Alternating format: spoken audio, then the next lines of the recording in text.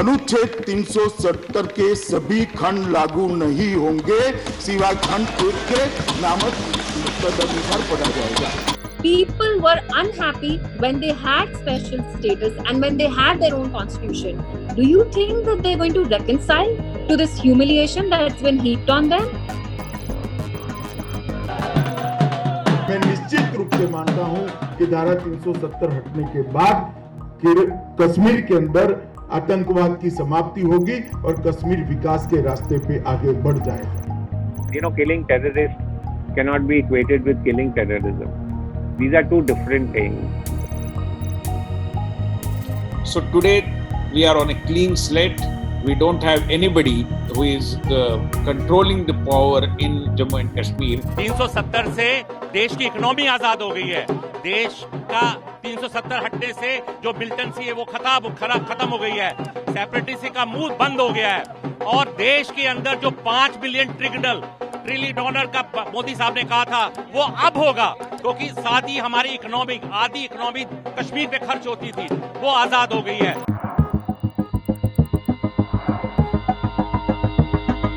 On August 5th last year, the former state of Jammu and Kashmir was placed under a lockdown and eventually bifurcated into two union territories, Jammu, Kashmir and Ladakh. Over the next few minutes, we take a look at the decisions that prompted the abrogation of Article 370 and 35A and if the union government achieved its intended goal. But first a quick background to Article 370. The article gave the former state of Jammu and Kashmir a special status among Indian states. Its history goes back to 1947 when National Conference founder Sheikh Mohammed Abdullah took over from Dogra ruler Maharaja Hari Singh. In the following years, he negotiated Jammu and Kashmir's political relationship with New Delhi, which resulted in the inclusion of Article 370 in the Constitution of India. According to this article, Jammu Kashmir had its own constitution, a separate flag, and freedom to make its own laws. It restricted the union's legislative powers in the former state to three areas: defense, foreign affairs, and communications. Article 35A was introduced in 1954 through a presidential order. This article defined permanent residents of the state who had exclusive rights to own property and apply for government jobs. After enforcing a security clampdown last August, the parliament scrapped Articles 370 and 35A.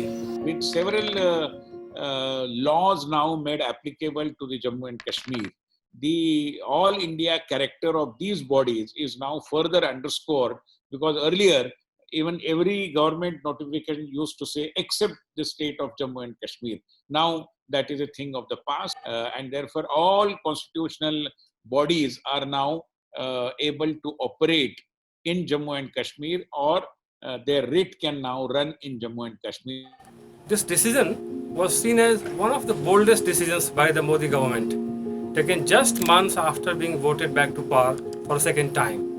With this and the bifurcation of the state into separate union territories of Jammu, Kashmir and Ladakh, the government argued that the stranglehold over the regional unrest was finally over. I believe the transformation is for there to everybody to observe, to see, to analyze. It is very, very clear that no political force with some kind of a control over state power there is now shielding any group of terrorists. All these years after independence, they were being told that you are separate, you are separate, you are different, you are different.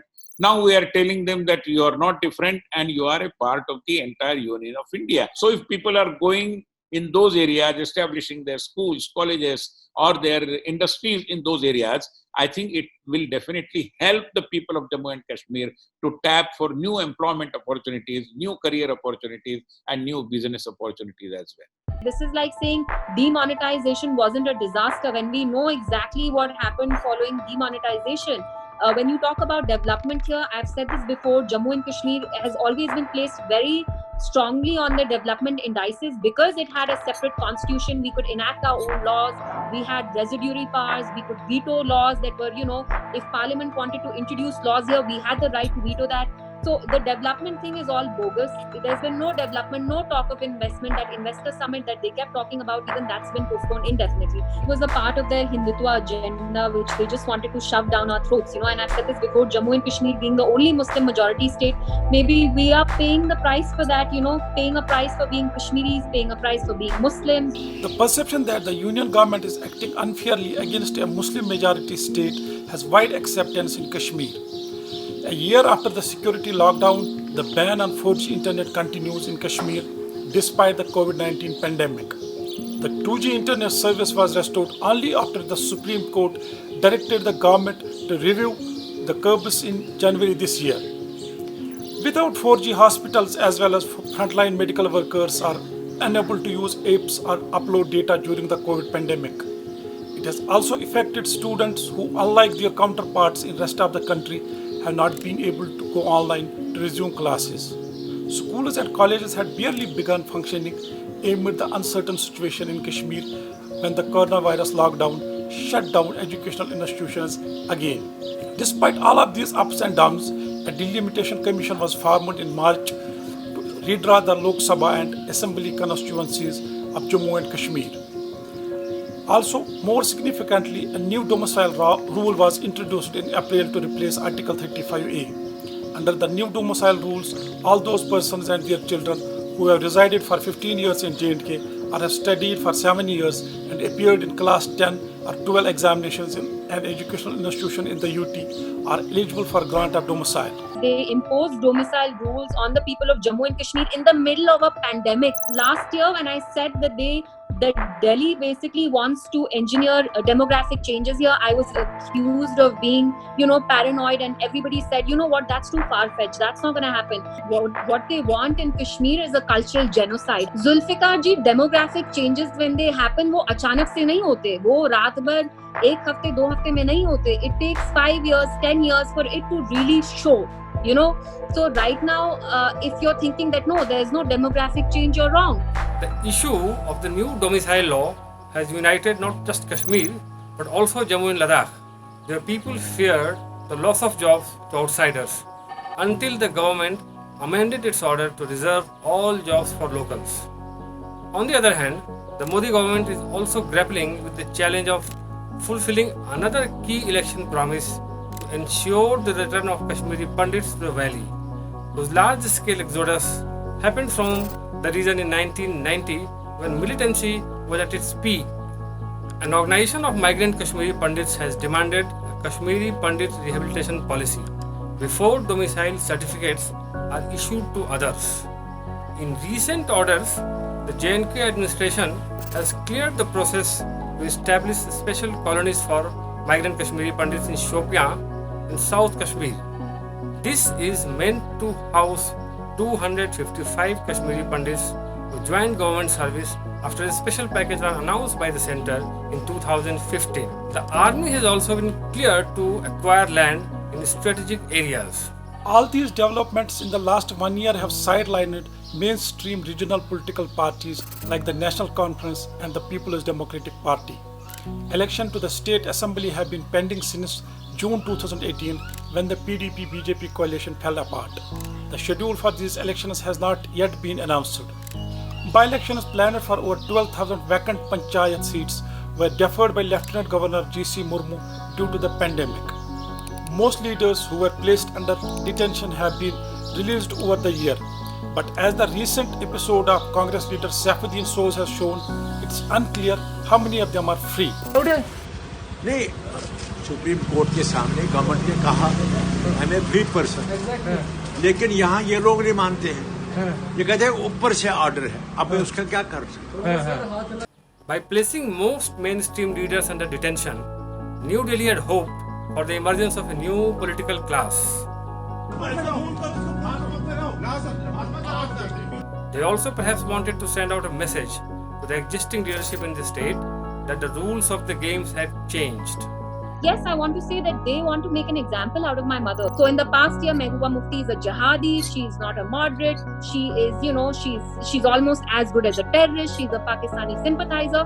Wasn't she a Pakistani sympathizer when she was heading your coalition? That time she's Abla Nari, and when you detain her, she becomes a Pakistani sympathizer.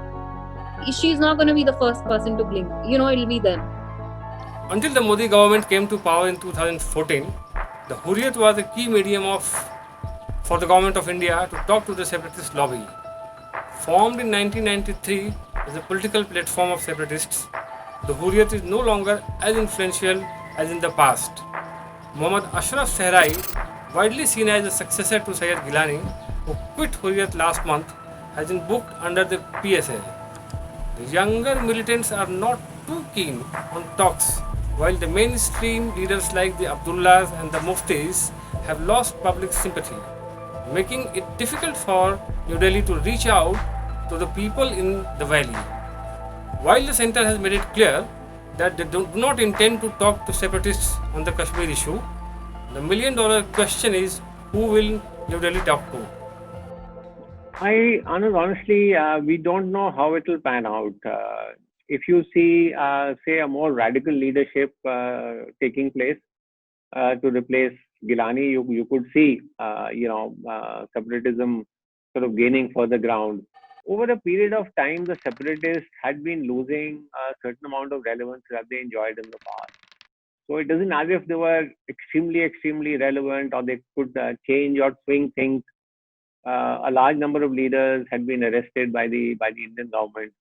So I think let us wait and see. Having said that, Anand, I've always held the view that you must talk to all the players in Kashmir. It doesn't matter what their ideologies are. After all, by talking to everyone is where you can find some kind of solution. It is not something like you switch off on the old leadership and the new leadership is switched on. It's a continuous process. So I don't think that all the leaders of the past will have no future at all, or there will be an entirely fresh crop of leaders in Jammu and Kashmir. That cannot happen. That need not happen as well. It's a continuity with change.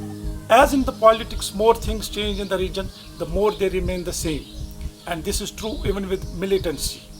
While the BJP government had claimed that abrogation of J&K's special status will end terrorism and separatism from Kashmir, the facts belie the claim. The violence continues unabated in Kashmir, with 136 militants killed since the beginning of this year compared to 126 deaths in the same period last year. However, the killings of security forces personnel have come down compared to last year.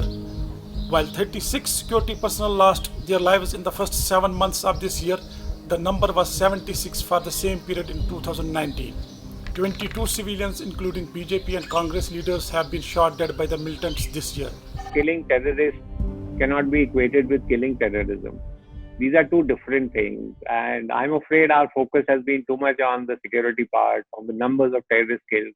And that really is not an indicator of whether you can tackle the root causes of terrorism or the root causes of violence that are happening in the valley. That requires a much wider and a broader approach, which, again, I say this always, has to be a people-centric approach. While there is no end to militancy and most of it is now homegrown in the valley, the bigger concern is Pakistan under a relatively weak Prime Minister Imran Khan. This gives the Pakistan army much more legroom to intervene in Kashmir affairs. While Pakistan has of late been seen as a rogue state, India's recent soaring of relations with China, whose sympathy for Pakistan is a well-known fact, poses a new challenge. Significantly, another challenge could be perhaps the withdrawal of US troops from Afghanistan, which will lead to the emboldenment of Islamic fighters. What New Delhi might do, that is the question that haunts everyone in this backdrop. J&K is in a social, economic and political lockdown since last August, which is now doubly reinforced by the COVID-19. The communication lockdown continues to cause havoc. The economy of Kashmir is in a disarray.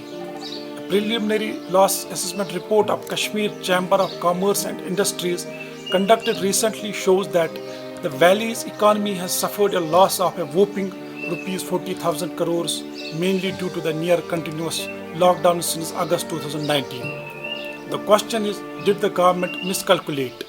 In my view, there were two sort of themes which came out, Zulfikar, out of after the abrogation of Article 370.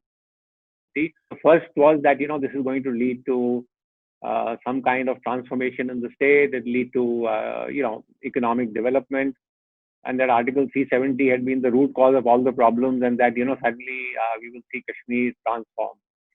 The second sort of narrative was that, now you will see suddenly large-scale violence erupting in the state. Neither of these two eventualities has actually taken place. So my sense is, Kashmir has gone into some kind of a deep freeze. There's a freeze on development, there's a freeze on political activities, and that to me is actually, a more worrying sign. Indeed, it seems so. From Srinagar, I am Zulfikar Majid. And in New Delhi, I am Anand Mishra for Deccan Herald. Thank you for watching.